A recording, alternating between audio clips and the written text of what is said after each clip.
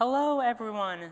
Today, I'm very excited to talk about pushing the boundaries with ActiveStorage.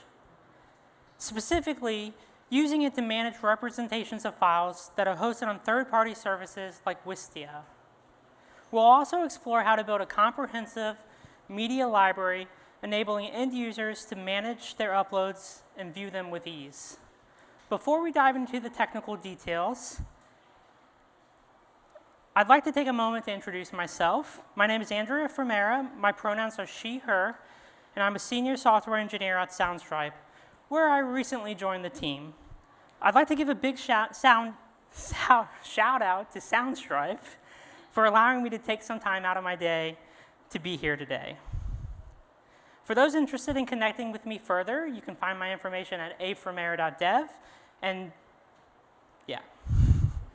I can be found online at afomera anywhere that really matters.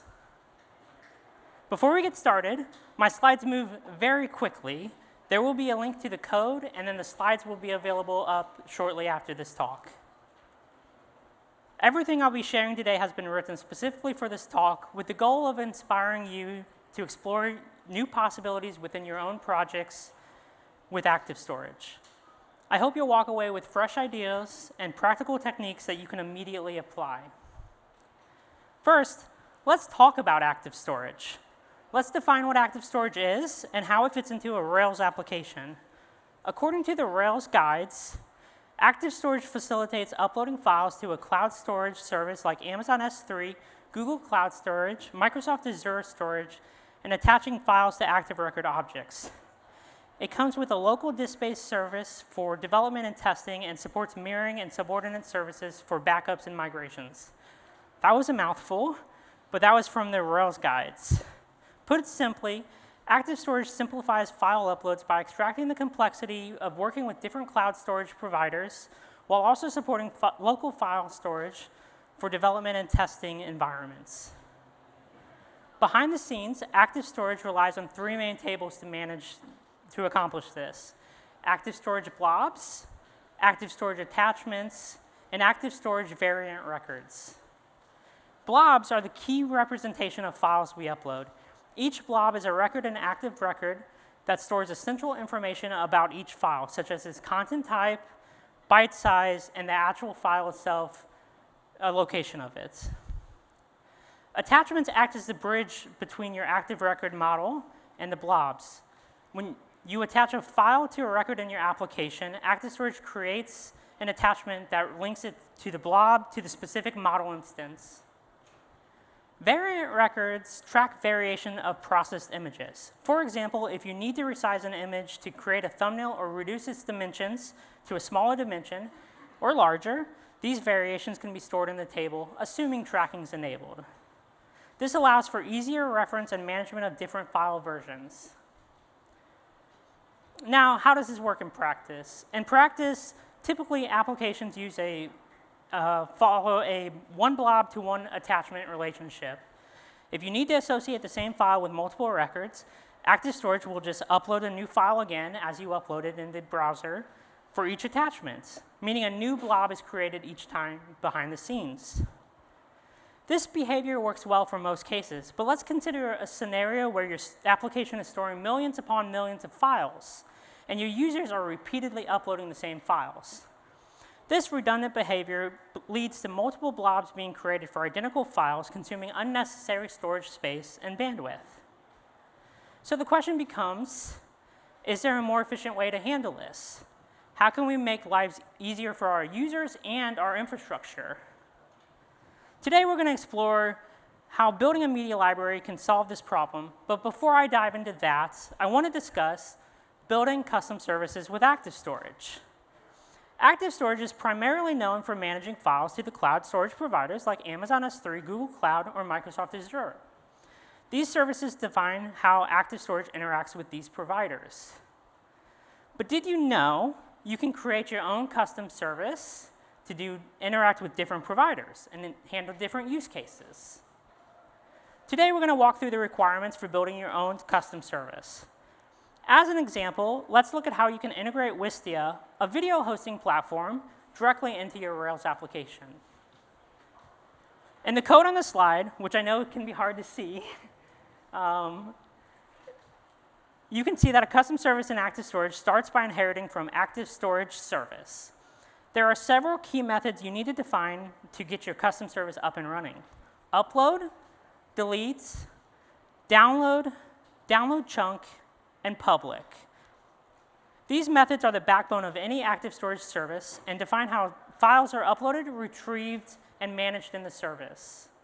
Additionally, depending on the service, there are two private methods you may need to implement: public URL and private URL. These methods control how URLs are generated for accessing files. For example, if the file is public, just return a direct link. If the file is private, you'll probably want to link with an expiration date. As you can see, each method currently implements a no implemented error, signaling we need to fill in the details based on a specific use case. Let's talk about implementing Wistia as a service. Video uploads will be handled by the front end using a JavaScript snippet that Wistia provides, and then deleting files will happen via the back end, an API request. Since Wistia handles the uploads directly via the JavaScript API, we don't need to perform any action, so we'll just do a no operation or a no op here. We'll rely on their uploader. And the delete method will make a call to the Wistia API to remove the video. This operation could be deferred to a background job to ensure it doesn't slow down the user experience. Download and download chunk. For this case, videos are streamed directly from Wistia. We just skip these methods as well. We're going to embed the Wistia player with some HTML and JavaScript. And then for public, well, we can just assume videos are public. The next step is to handle the actual file upload using Wistia's uploader widget. Here's one way you could integrate the Wistia JavaScript API into your form. As a note, we're going to break all of the rules today and embed a token directly into it. So you shouldn't do this. You should use a short-lived expiring token. But why not? Let's break all the rules. We use the Wistia uploader widget to handle the file upload directly from the client side. We use a Wistia uploader success event. Once the file is successfully uploaded, Wistia will give us that event. And then we can pass the media ID and the name to the backend in the string of a format, Wistia : hashed ID : file name. This string will be parsed by the backend later on. As you can see, we've just seen an example of how to create a custom service in ActiveStorage and explored a small example with Wistia. This setup starts to push the boundaries of what ActiveStorage can do by integrating a third-party service provider and creating a seamless experience for managing video files outside of the traditional storage systems ActiveStorage typically works with. So the backend receives this param when it's submitted, but how do we actually handle this? ActiveStorage is looking for a signed ID and not the string. So I'd like to introduce a concept I'm calling ActiveStorage providers. This is a concept that does not come with ActiveStorage, but I figured it was a clean way to wrap things up. What is a provider? Well, a provider by definition is something that makes a resource available for use. In this context, a provider is responsible for managing how files are uploaded, stored, and retrieved from different services. For example, we can make Wistia a provider and handle how the backend processes the string submissions we saw earlier when the video was uploaded. Let's take a look at this developer API that developers would use to integrate providers. As you can see, there's a has1 attached with providers and then an array of the providers. This is very similar to the ActiveStorage API for managing services. We've introduced a new keyword argument, providers, which accepts an array of symbols. The logo field has two possible providers, pixels and media library, which we'll talk about both in a minute. While the video field is configured to use the Wistia provider, this allows developers to easily switch between different sources based on different file sources. To implement this, we introduce a new concern called ActiveStorage Providers, which is an active support concern. This concern will be included in application record, allowing all models in our app to use this functionality seamlessly. Next, let's take a look at ActiveStorage Providers. In this code, we're monkey patching the hasOneAttached method if options providers is present. We then add provider hooks by calling a method addProviderHooks, and we store a hash for the providers with a specific attachment name that we can look up later when needed. Speaking of looking up providers when needed, we introduce a providers4 class method that we've defined for this particular ActiveStorage association. This is where the providers4 method comes into play. This method fetches any providers that have been defined for a given model and attachment name. To add the necessary functionality, we define the addProviderHooks method. This method modifies the setter method for the attachment, ensuring that the correct provider is used to handle the attachments. And we just do a simple if statement here. I didn't say this was production-ready code. If the value starts with Wistia : we handle it by calling create Wistia blob, which creates a blob in ActiveStorage for the video uploaded in Wistia. Otherwise, we fall back to the default behavior and pass the value to the original method, and ActiveStorage handles it like it's used to. Finally, let's look at the create Wistia blob method. This is where we parse the string provided by Wistia and save it to the ActiveStorage blob for future reference. In this method, we extract the Wistia ID and file name from the string, generate a checksum for the Wistia ID, and create a new ActiveStorage blob. This blob contains metadata that indicates it was uploaded via Wistia, which could be helpful for retrieval or deletion purposes later on. With ActiveStorage Providers, we've introduced a flexible way for Rails developers to work with multiple storage providers for different attachments. This system makes it really easy to integrate with other third-party services, like Wistia, Pexels, or even a custom media library into your application's file management, all while keeping the API simple and intuitive. The ability to define multiple providers opens up new possibilities for handling files in your app in a way that fits your app's unique needs, pushing the boundaries of what ActiveStorage can do. Now let's say we've all been there, requirements change, the product owner introduces a new requirement, and we want to add support for Pexels as a provider. If you're unfamiliar, Pexels is a platform offering a collection of free images, similar to Unsplash if you've heard of them, which also offers free images. However, one key difference between Pexels and Unsplash is Pexels allows you to download and serve files directly from your own service, making it a great addition to our Wistia integration. To support Pexels, we can add the addProviderHooks method to handle files coming from the Pexels API. This is how we would modify the method to account for Pexels. We added an if condition to check if the string starts with Pexels, just like we did for Wistia. If it does, we call the createPexels blob method, which is responsible for downloading and processing the files from Pexels. Next, we define the createPexels blob method to download the image from Pexels, set its content type, and save it as an ActiveStorage blob. Here's what this method does. We take the URL, which will be in a string of Pexels : the URL, and extract the URL after Pexels. Then we download the file using OpenURI to download the file from the Pexels URL. You probably want to look into some security aspects here if you use this code. We use the Marcel gem to determine the MIME type of the file based on its content. And finally, we create and upload a new ActiveStorage blob using create and upload, storing the file's metadata, and lastly, returning the blob. Let's move on to the front-end implementation of Pexels. First, let me show you the final result because why not, demo time.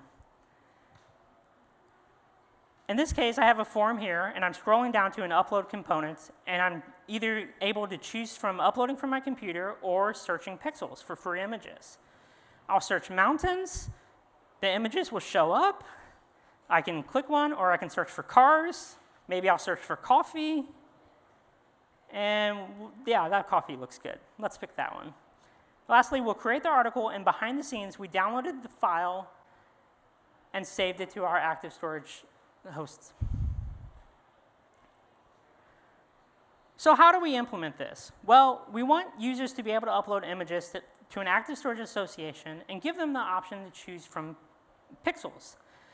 To enable this, we define a has1 attached field and pass a pixels provider as follows, just using the keyword argument we talked about earlier. To simplify the integration, we'll create a custom form builder, that helper method, that defines single image uploader, which will render a shared partial that includes the uploader logic. I won't be showing the full uploader logic today because it's kind of a mess, but you can look through the code afterwards. In this helper, we pass local variables for providers using the providers form method we defined earlier. We render a shared partial that will contain the markup for the uploader. The single image uploader view includes a stimulus controller that wraps the uploader and manages the states. Users will have the option to upload an image from their computer or search images on Pixels, assuming the Pixels provider is enabled. When users click Search Pixels, a text input appears, allowing them to search for images. After entering at least 3 characters, a stimulus controller sends a request to a custom Pixels controller. The Pixels controller handles the API request to Pixels. And here's that code. This controller, also a mess, extracts the API key from the credentials, makes a request using a Pixels client, and formats the response and returns a list of images as JSON, including the photo's URL, description, and photographer information. Once the stimulus controller receives the search results, it displays the images in a grid. When the user clicks on an image, the image URL is stored in a hidden field formatted as pixels::photo URL. Submitting the form then triggers the backend to download the photo and save the blob. All right, that was a lot to take in, but the key here is just by making a few changes to Active Record, we've enabled seamless integration with external providers like Wistia and Pixels. These providers allow us to extend the functionality of file uploads and offer more flexibility to users, all within the familiar Rails interface. If you're like me, you're thinking, that was a lot of work, but it's actually worth it. Once the providers are set up, you just reuse the functionality across your entire application. Next, I'm going to talk about lessons learned while building a media library that allows users to search, view, and manage files they've uploaded. First up, another demo video of the media library.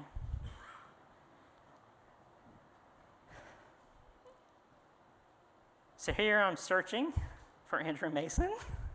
Hello. I decided not to, and I'm searching for videos now. If I click the video, you can see there's an embedded video player from Wistia. And then if I search for like a Pixels photo, you can see it embeds the full photo into the modal. You can download or you can delete. That photo's gone. Bye-bye. And then here it downloaded the file. The code I'm about to show you has not been fully tested in a production environment. So while it's functional for demonstration purposes, you may need to or want to make adjustments for your own purposes. Before we dive into the implementation, let's revisit the 2 main tables in the ActiveStorage schema. ActiveStorage blobs, which hold the representation of the file, including metadata such as the size, content type, and the service where the file is stored, like Amazon S3. And the attachments table establishes the association between your application's records and the blobs. It connects, for example, an article or user model with the uploaded file. Looking at this schema from a high-level perspective, it makes sense to add a reference column, such as user ID, to the ActiveStorage attachments table. This would allow us to track which user uploaded a file, providing a way to filter files by user. An alternative approach may be to create a media library object that has many attached files and use callbacks to automatically generate attachments whenever an ActiveStorage association is added. For example, you could define a method like attach to media library. This method would handle all of the logic to add a before save callback, look for the changed attachments, and automatically attach them to the media library. This is a more generic approach, and it probably will work very well. But today I want to focus on a simple MVP approach to validate the core functionality. For the MVP, we'll keep things simple by adding a user ID column to the ActiveStorage attachments table. This allows us to easily track which user uploaded each file. Here's how we can do this using a concern that's included with ActiveStorage into ActiveStorage attachment to automatically set the user association, leveraging current attributes and Rails.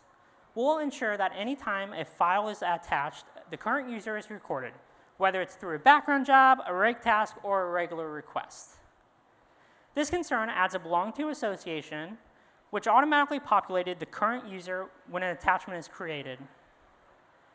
To ensure that our new logic is applied globally, we use active support on load to include the ActiveStorage user attachment concern and the attachment model.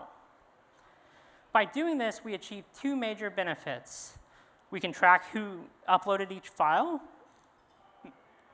and we can query blobs based on the database. With this setup, querying the database to find all the blobs uploaded by a specific user is just a matter of joining the ActiveStorage attachments table, and here's how you might implement this. We join ActiveStorage blob with ActiveStorage attachments to find all the blobs created by the current user. We can add filters such as search by file name to allow users to search through their uploaded files. We order the results by created at to display the most recent files uploaded first. We now have a way to display all the blobs the user has uploaded in the media. These files can be listed, previewed, and managed directly from the user interface, providing a seamless experience for managing media. Building a media library with ActiveStorage can be quite straightforward by using the existing schema and just adding a custom bit of logic. By extending ActiveStorage attachment to track user uploads, we can now give users visibility into their own files, allowing them to manage their media in a user-friendly way. This approach is minimal and scalable, and it can be further expanded to include advanced features such as file tagging, searching by metadata, or integrating with third-party storage providers. Here's another demo video. In this case, I'm either uploading from my computer or choosing an existing file we've uploaded on the media library. And here's Andrew Mason and then a car here. We'll pick Andrew's face. And there we go. When you select a file from the media library, the backend just receives the signed ID from the original blob and creates a new attachment. No need to go through the ActiveStorage provider's code. We'll just use a provider reference for the media attachment on the front-end code so we can display the option. As I bring this train into the station, I'd like to talk about a few things that I thought were interesting when it came up with using ActiveStorage at scale. First, let's dive deeper into the search functionality I mentioned earlier, the search by file name method. This is a common need when working with files and attachments in ActiveStorage, especially when you've got a large number of assets. To accomplish this, we need a way to extend the ActiveStorage blob class and add the functionality for searching by file name. Let's take a look at the code, and then I'll walk you through step by step.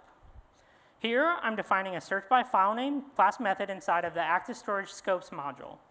This method runs a SQL query to filter the ActiveStorage blob records by file name, and return all if the file name is blank.